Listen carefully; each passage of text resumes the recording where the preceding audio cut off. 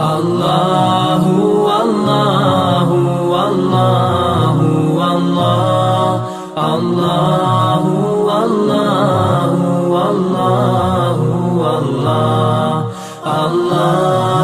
اللہ اللہ اللہ۔ شکار کرنے کے لیے، کھیتی کی حفاظت کے لیے، مویشیوں کی حفاظت کے لیے،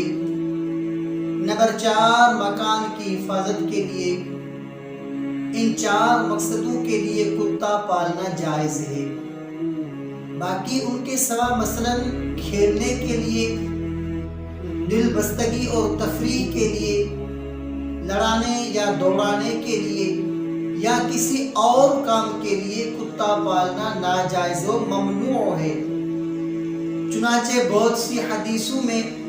اس کی ممانعت آئی ہے۔ نمبر 1 حدیث حضرت ابن عمر رضی اللہ تعالی عنہ سے روایت ہے کہ رسول اللہ صلی اللہ علیہ وآلہ وسلم نے فرمایا، جو شخص شکار یا مویشیوں کی حفاظت کے علاوہ کسی فضول کام کے لیے کتا پالے گا تو اس کے ثواب میں سے روزانہ 2 قیرات گھٹاتے رہے گا۔ حدیث نمبر 2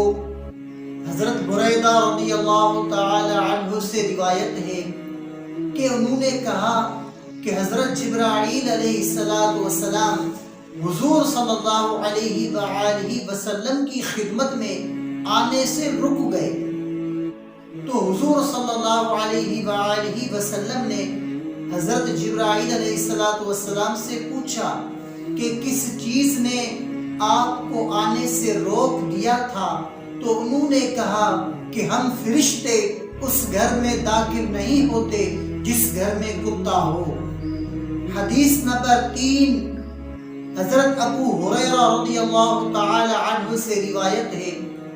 کہ رسول اللہ صلی اللہ علیہ وآلہ وسلم نے فرمایا کہ حضرت جبرائیل علیہ السلام میرے پاس آئے اور یہ کہا کہ میں شب گزشتہ بھی آیا تھا، مگر میرے مکان میں داخل ہونے میں یہ رکاوٹ پڑ گئی کہ مکان کے دروازے میں کچھ آدمیوں کی تصویریں تھیں اور گھر کے اندر ایک پردہ تھا، اس پر بھی تصویریں بنی ہوئی تھی اور گھر کے اندر ایک کتا بھی تھا، تو آپ حکم دیجئے کہ تصویروں کے سر کاٹ ڈالے جائیں تاکہ وہ درخت کے مثل ہو جائے، اور پردے کے بارے میں یہ حکم دے دیجئے کہ اس کو پھاڑ کر 2 مسندیں بنا لی جائے جو زمین میں پڑی رہیں اور رونتی جاتی رہیں، اور حکم دے دیجئے کہ کتا مکان سے نکال دیا جائے۔ یہ حضرت حسن اور حسین رضی اللہ تعالی عنہ کا کتا تھا جو حضور صلی اللہ علیہ وآلہ وسلم کے تخت کے نیچے تھا، چنانچہ وہ کتا نکال دیا گیا۔ اللہ اللہ